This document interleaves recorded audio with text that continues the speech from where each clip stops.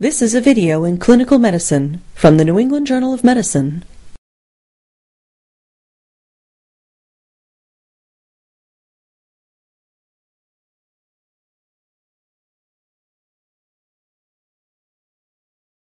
The ability to obtain peripheral intravenous access is an essential skill for all physicians. Although considered one of the simplest invasive procedures, mastering this potentially life-saving intervention requires refined skills and experience. Cannulating a vein, particularly a small one, can be challenging. The purpose of this video is to demonstrate how to access peripheral veins using an intravenous catheter.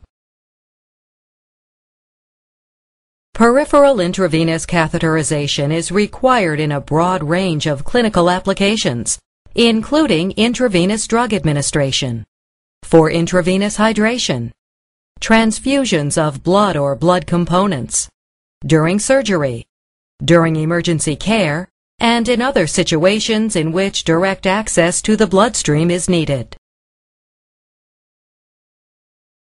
Relative contraindications to inserting a peripheral catheter in a specific site may include infection, phlebitis, sclerosed veins, previous intravenous infiltration, burns or traumatic injury proximal to the insertion site, arteriovenous fistula in an extremity, and surgical procedures affecting an extremity.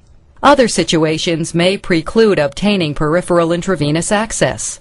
For instance, extreme dehydration or shock may render cannulating collapsed peripheral veins impossible.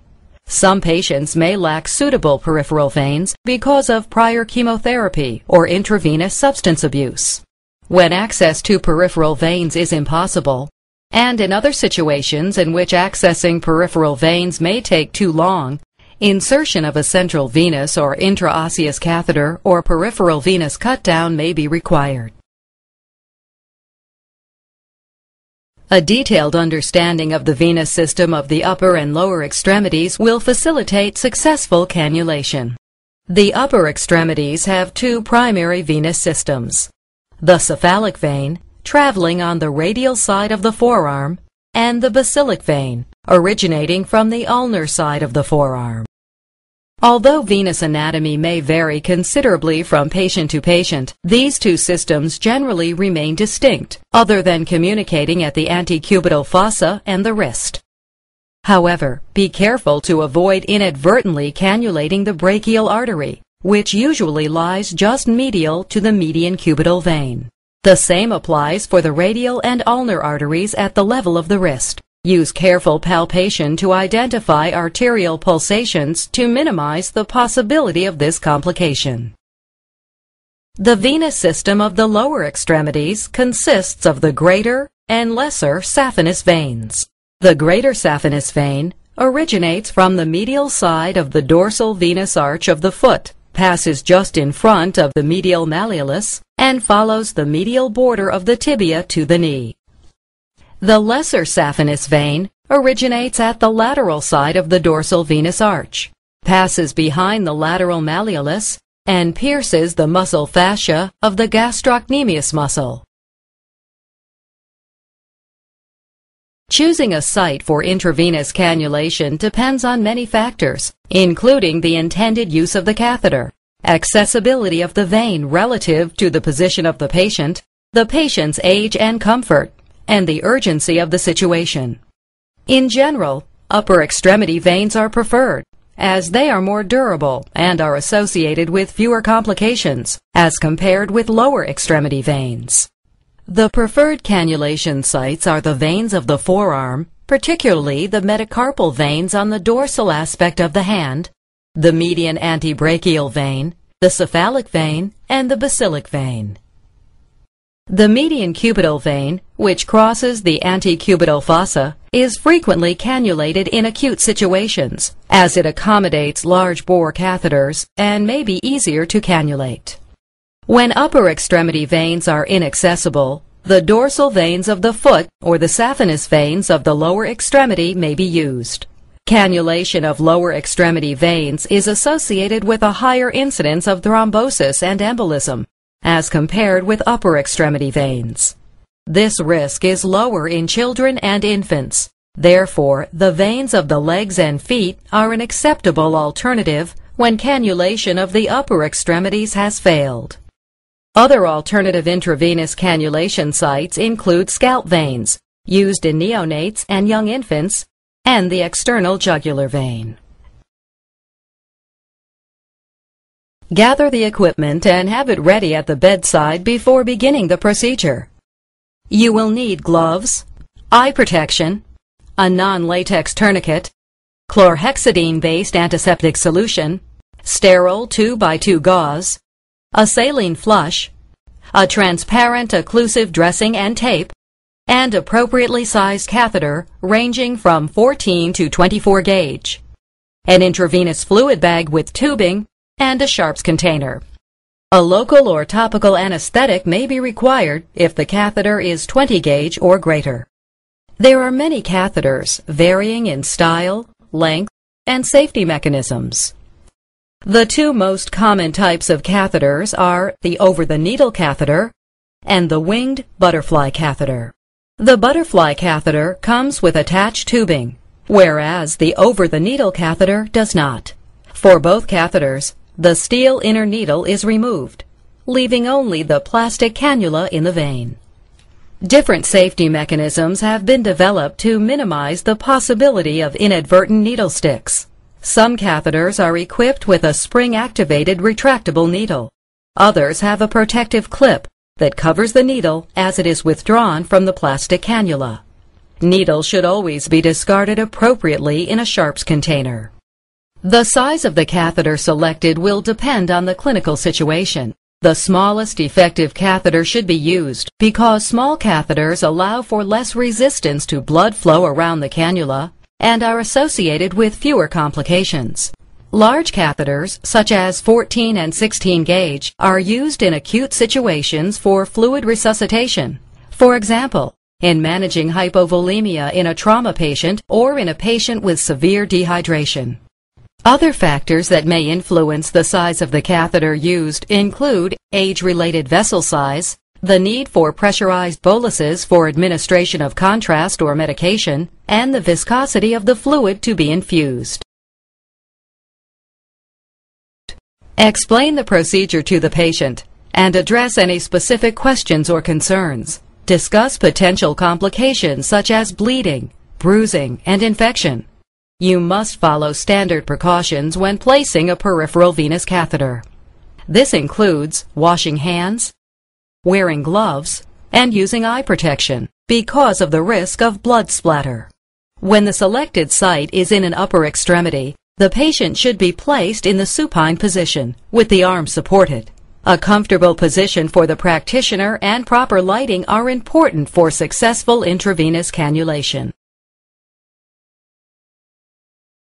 Tie the tourniquet with a half knot 8 to 10 centimeters above the targeted insertion site. Place the tourniquet flat against the skin and bring the tourniquet ends together, overlapping one another. Stretch the ends of the tourniquet and with one finger, tuck the top tail beneath the bottom, directing the end away from the puncture site. When evaluating a vein for cannulation, inspect and palpate the available veins. Gently tilt the extremity or adjust the angle of the light to reveal better the contours of the vessel.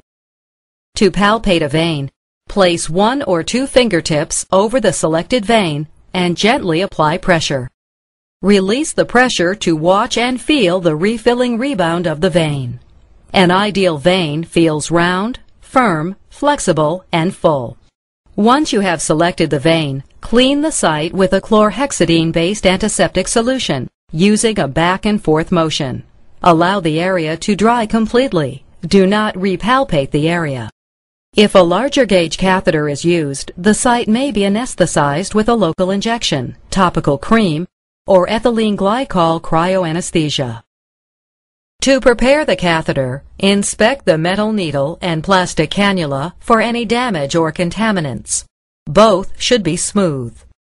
Spin the hub of the plastic cannula to verify that it moves easily off the metal needle. Do not move the tip of the cannula over the bevel of the metal needle, as this could damage the end of the cannula. Superficial veins are displaced easily and need to be stabilized. Use your non-dominant hand to apply traction to the skin distal to the venipuncture site. If the catheter is placed in the dorsum of the hand, grasp the patient's hand with your non-dominant hand, fingers beneath the palm. Pull downward to flex the wrist, and use your thumb to keep the skin taut. If a forearm vein is selected, use your non-dominant hand to encircle the patient's arm. Place your thumb on the skin distal to the venipuncture site and pull down. Regardless of the venipuncture site, always maintain a firm grip on the patient's hand throughout the procedure. With your dominant hand, insert the metal needle bevel up at a 5 to 30 degree angle through the skin and into the vein. The angle used to approach the vein is dependent on the depth of the vein. A lesser angle is required for superficial veins. Do not insert the catheter too deeply, as this risks penetrating the far wall of the vein. When the catheter enters the vein lumen, watch for the initial flashback of blood, which will slowly fill the catheter chamber. Once the metal needle and plastic cannula are in the lumen, lower the catheter so that it is almost parallel to the skin. Hold the end of the catheter with the thumb and index finger of your dominant hand. Maintain tension on the vein and the skin, stabilize the needle, and carefully advance the catheter into the vein. When the catheter has entered the vein lumen completely, remove the tourniquet. To prevent blood loss from the open plastic cannula hub when the metal needle is removed, place direct pressure over the vein proximal to the end of the catheter, and place a gauze pad beneath the cannula hub. Remove the metal needle from the plastic cannula and place it in the sharps container. Never attempt to reinsert the metal needle into the plastic cannula. Doing so may shear off the plastic cannula, releasing it into the bloodstream, resulting in a possible embolus.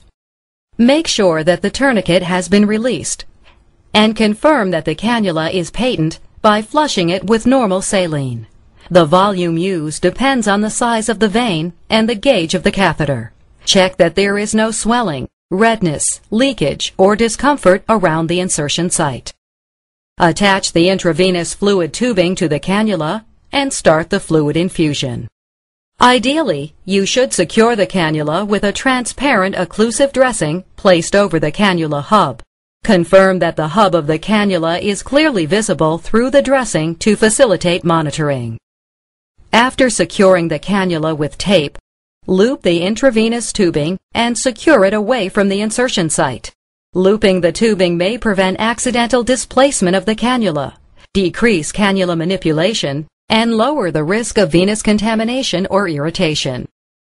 It is recommended that you write the date of insertion on the dressing to facilitate determining how long the cannula has been in place. To reduce the risk of infection, continue to review the indications for peripheral intravenous catheterization and remove the cannula as soon as possible. When a vein is difficult to see or to identify on palpation, several methods can be used to increase its dilatation. These include lowering the arm below heart level, gently tapping on the vein, instructing the patient to open and close his or her fist repeatedly, and applying a warm compress to the selected site for 3 to 5 minutes to increase vasodilatation. Transillumination or ultrasound may also be used to help locate a vein. These have been shown to improve the success rate of the procedure and to reduce the amount of time needed to perform it. Blood might flash back into the chamber if the tip of the needle has entered the lumen, but the cannula has not yet entered the vessel lumen itself. This problem can be avoided by reducing the angle of the catheter and advancing the needle a few more millimeters into the vein. A valve within the vein may prevent advancement of an inserted catheter. If this occurs, hold the cannula hub in place, remove the tourniquet, and connect the intravenous tubing to the cannula. Running fluid into the vein may open the valve and allow the cannula to be completely inserted. Occasionally, it is possible to advance the catheter when it is outside the vein or when the catheter has perforated the vein's opposite wall. Either of these situations can cause pain and swelling at the insertion site because the intravenous fluids are administered into subcutaneous tissue. When this occurs, the cannula should be withdrawn completely and another cannula should be placed at an alternative site. When a cannulation attempt is unsuccessful, the subsequent attempt should be performed in a vein proximal to the initial puncture site. The most common complications arising from intravenous cannulation are pain, bruising, bacterial infection, extravasation, possibly leading to necrosis, phlebitis, thrombosis, embolism, and nerve damage. Proper sterile technique and the selection of an appropriately sized catheter should help to avoid these complications. Ensure proper and adequate fluid administration or flush the site with saline to prevent the more serious complications of thrombosis and embolism. An attempt should also be made to prevent IV fluid bags from becoming empty, which may cause cannula obstruction from blood clots or the infusion of air. If fluid extravasation or thrombosis occurs, remove the cannula immediately and place a new line if needed. The chances of successful peripheral intravenous cannulation increase with meticulous attention to proper technique, the use of proper equipment, familiarity with anatomy, and a knowledge of a variety of approaches to accessing peripheral veins.